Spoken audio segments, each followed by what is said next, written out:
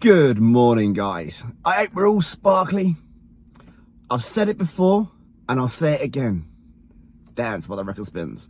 No, don't go on TRT unless you need TRT. That means have a clinical diagnosis of testosterone deficiency, because you're actually going to be disappointed if you start testosterone replacement therapy and you don't clinically need it. So how do you make the diagnosis? Well, you have to have the negative symptoms and the quantitative markers. But your subjective appreciation of the quantitative markers is different between individuals. So you can have a testosterone of 12 and be suicidal. You can have a testosterone of 12 and just want to get your leg over. You can have a little bit of ED. The libido is a little bit low. But the other extreme is you could be suicidal. So your subjective appreciation of those quantitative markers is particular to you. This makes the diagnosis quite difficult. So as you guys know, we adhere to the Bssm Guidelines, the British Society for Sexual Medicine Guidelines, to help us make the diagnosis. They are guidelines. They are there to support clinicians in safely and effectively diagnosing testosterone deficiency. To do what? To start you on testosterone replacement therapy. No, that's not the actual point of the guidelines. The guidelines are there to identify a problem, to then hopefully give you the necessary tools to rectify that problem without needing to go onto TRT. So that means looking at your thyroid, all sorts of other parameters that can influence your male androgen levels. Because as I've said before, all hormones are dependent, they are not independent, whether that relationship be direct or indirect.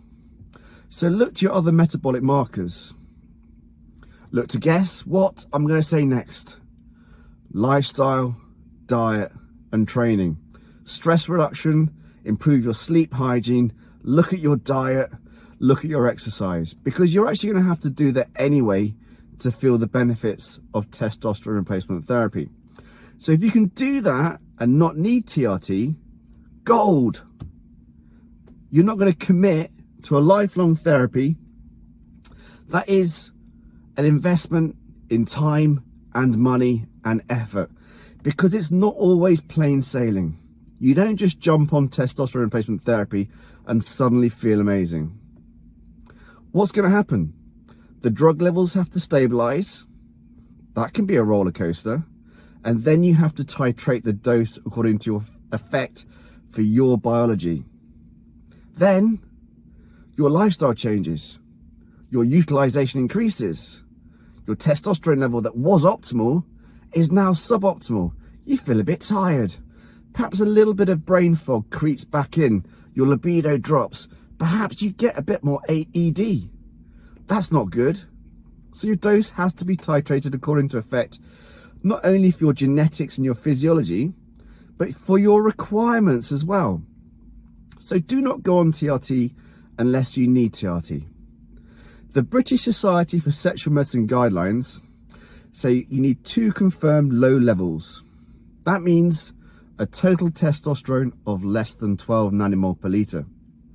Now, disappointingly, a lot of endocrinologists don't adhere or subscribe to the Bssm Guidelines. So they're going to go by your local pathology reference range, which reflects the current population, which is sick. So the new normal is not a healthy new normal. So we should be adhering to the Bssm Guidelines. 2 confirmed low readings. Now, what if your level is slightly above that? Well, you can ask your doctor to do a free testosterone level, and it says less than 0.225, you are a candidate. Now, what if your testosterone's 11 and your free testosterone's 0.275? Now, according to some doctors, that means you're not a candidate for TRT. Well, that means that your SHBG is pretty damn low. And as Felix said in the last video, SHBG is a positive health marker. So it might reflect hypothyroidism, metabolic syndrome, type 2 diabetes, or it might be genetically low. Or, actually more commonly, it might be low because your testosterone's low. So you might not qualify for TRT according to the Bssm Guidelines, but do you deserve TRT? And the answer to that question is, yeah, quite possibly. But you should only do it if you've done what? Look to reversible causes, look to address your diet, your training, and your exercise. Isn't it complicated?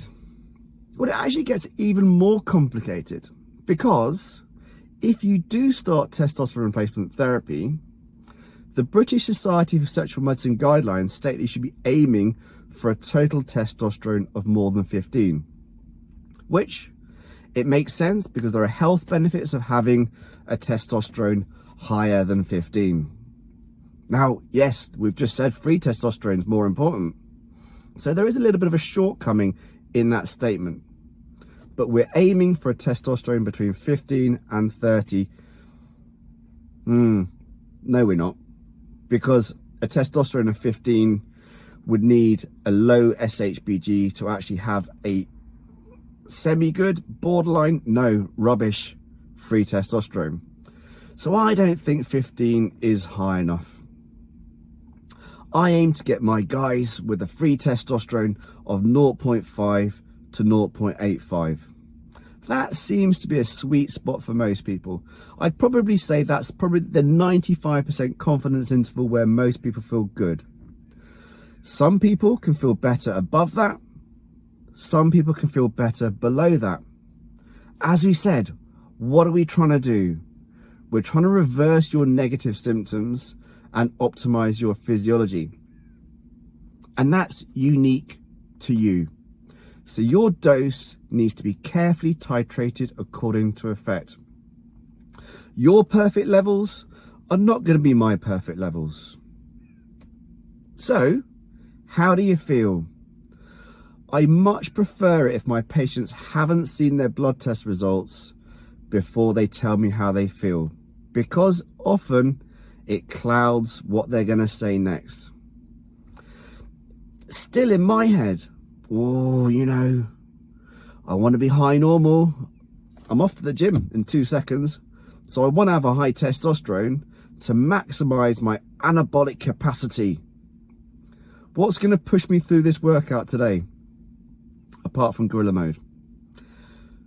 Me, my motivation, my drive, my determination. Now, it's safe to say that testosterone does positively impact that through its effects on the amygdala. But actually, as I said in a few videos before this, adrenaline, noradrenaline, and cortisol are actually going to be pushing me through to push out that 200 kilo bench press. Those days are over, disappointingly. Dodgy shoulder, dodgy knee, fall into bits.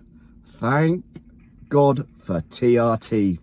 I'd be a bloody wreck.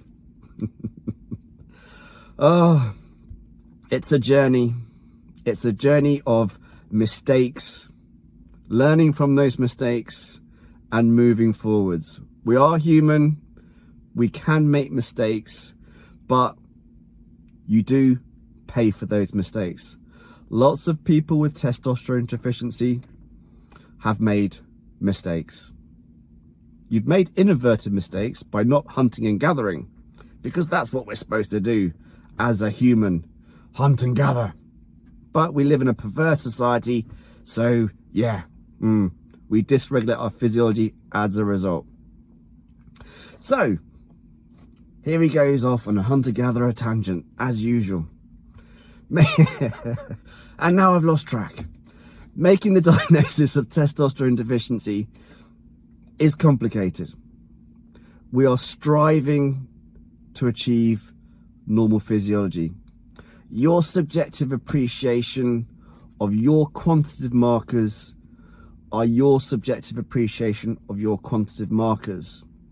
But we are looking to optimize physiology. And the only way that you can really do that is under the care of a clinician that will act in your best interests. Because it's, as much as it's how you feels, it's also about making sure your HbA1c is okay, your lipid profile is okay, your blood pressure is okay. We don't need to worry about that. It's all about how you feel. Yeah, blood pressure is a wonderful example of, yeah, we need to monitor things that you don't feel, because blood pressure is a parameter that is positively and negatively potentially impacted by your male androgen levels, and you don't feel the negative effects of blood pressure until you have a heart attack or a stroke.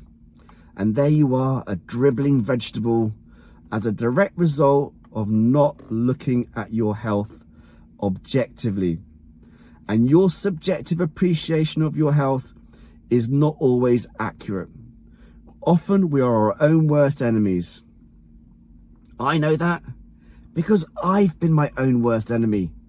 And how do I learn? Education and making a few mistakes and learning by them.